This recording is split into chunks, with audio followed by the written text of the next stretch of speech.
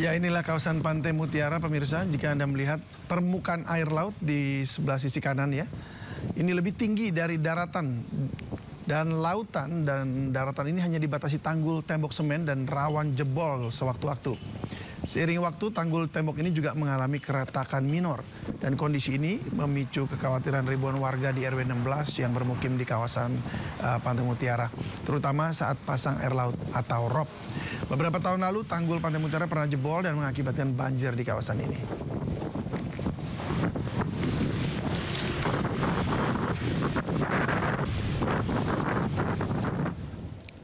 Salah satu masalah Jakarta yang harus ditanggapi serius adalah penurunan tanah terus-menerus, terutama di bagian utara Jakarta.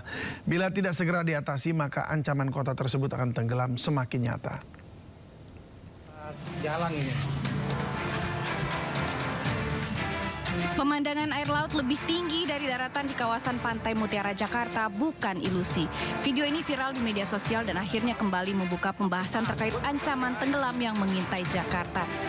Kondisi utara Jakarta yang kian memprihatinkan membuat mantan gubernur Basuki Cahayapurnama ikut berkomentar.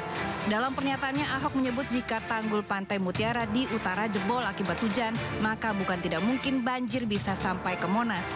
Pernyataan ini kemudian ditanggapi Gubernur Jakarta aktif Pramono Anung. Mudah-mudahan Pak Ahok salah. Mudah-mudahan Pak Ahok salah. Batavia semakin hari semakin kehilangan ketinggian. Data pemerintah menunjukkan penurunan tanah di Jakarta Utara mencapai 12 cm per tahun. Penurunan tanah terjadi di sejumlah titik termasuk kawasan Pluit dan Muara Baru dengan tingkat penurunan yang terparah. Tidak bisa dipungkiri faktor manusia jadi pemicu semakin menurunnya daratan Jakarta. Pertumbuhan pembangunan gedung bertingkat menambah beban lapisan tanah. Peningkatan kebutuhan air bersih juga turut memicu pengambilan air tanah berlebihan hingga semakin memperburuk kondisi penurunan. Pada akhirnya, pertumbuhan pembangunan dan manusia semakin hari makin memberi beban di atas tanah Jakarta. Kini Jakarta berlomba dengan waktu agar bisa terus bertahan di atas permukaan. Sementara air laut tak henti bergerak mengisi celah dan menggerus pesisir utara kota itu. Tim Liputan iNews melaporkan. Ditreskrimum Polda Metro Jaya menggelar rekonstruksi kasus penculikan dan pembunuhan kepala cabang BUMN yang jasadnya ditemukan di sebuah lahan kosong di Bekasi, Jawa Barat. Seluruh tersangka dihadirkan dalam rekonstruksi.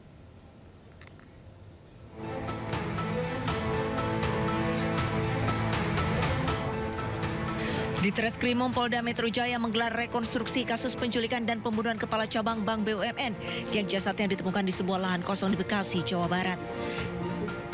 Rekonstruksi dilakukan di pelataran sekitar gedung Ditreskrimum Polda Metro Jaya. Rekonstruksi dihadiri oleh seluruh tersangka, pihak-pihak kejaksaan, keluarga korban, dan LPSK. Dalam rekonstruksi, dua tersangka yang merupakan oknum TNI juga turut dihadirkan. Keduanya menggunakan baju tahanan berwarna kuning karena merupakan tahanan militer. Sedikitnya 57 adegan dari para tersangka telah dilakukan dan 17 tersangka dihadirkan. Terdiri dari 15 warga sipil dan 2 anggota TNI. Dari Jakarta, Tim Liputan iNews melaporkan. Sidang lanjutan kasus kematian prajurit TNI Angkatan Darat Prada Luki Namo kembali digelar. Agenda persidangan kali ini adalah pemeriksaan keterangan ahli.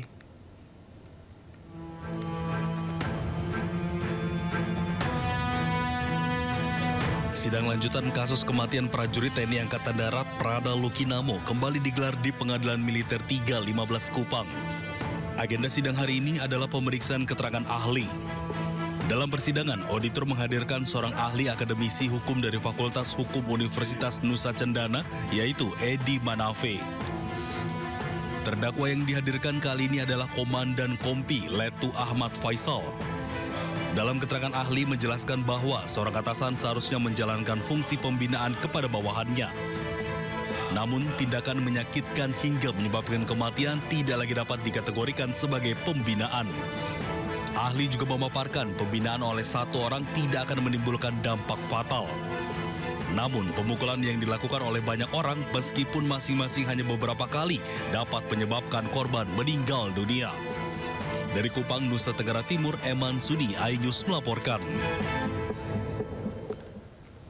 Pelajar SMP Negeri 19 Tangerang Selatan yang menjadi korban dugaan perundungan di sekolahnya telah dimakamkan. Pemerintah Kota Tangerang Selatan mendukung proses penyelidikan yang dilakukan polisi.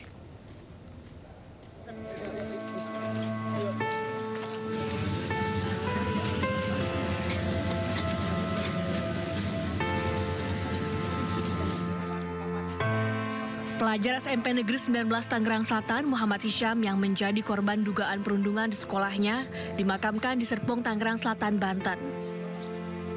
Isak tangis keluarga, kerabat, dan pelayat pecah saat jenazah Muhammad Hisham dimakamkan. Hisham meninggal dunia setelah menjalani perawatan di ICU Rumah Sakit Fatmawati, Jakarta Selatan.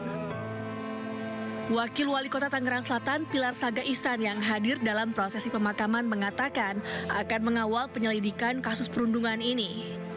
Kasus ini juga menjadi evaluasi serius bagi pemerintah Tangerang Selatan. Ya, saat ini kami sedang berkoordinasi ya, Dinas Pendidikan sedang berkoordinasi dengan KPAI dan juga saya mendapatkan kabar bahwa Polres Kota Tangerang Selatan juga sedang melakukan pendalaman lebih lanjut terkait permasalahan ini. Ya, kita doakan yang terbaik.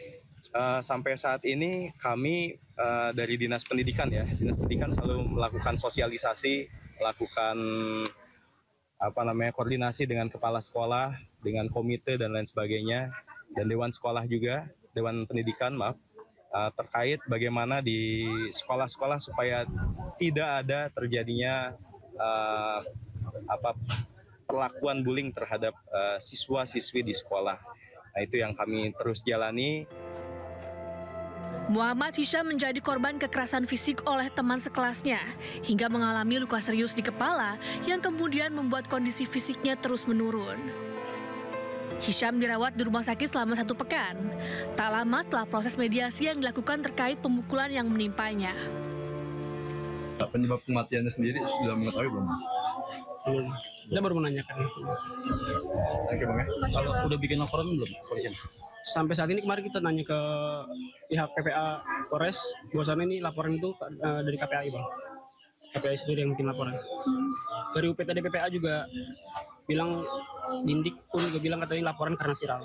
Bahwa dari awal pada saat kejadian ini memang dari pihak orang tua dan keluarga masih fokus untuk merawat korban, namun kami dari kepolisian berinisiatif untuk memulai proses penyelidikan terhadap adanya dugaan tindak pidana terkait dengan peristiwa ini. Dan hari ini kami sudah dapatkan kepastian bahwa nanti akan dijadwalkan dari pihak orang tua korban akan memberikan keterangan. Muhammad Hisham, siswa kelas 7 SMP 19 Tangerang Selatan, menjadi korban perundungan oleh teman sekelasnya usai menyantap makan bergizi gratis di sekolah. Akibat peristiwa itu, korban menderita luka pada bagian wajah dan kepala karena terkena benda tumpul dan dirawat di rumah sakit selama sepekan. Keluarga pun meminta keadilan dalam kasus ini. Dari Tangerang Selatan, Banten, Nunung Purnomo, iNews melaporkan.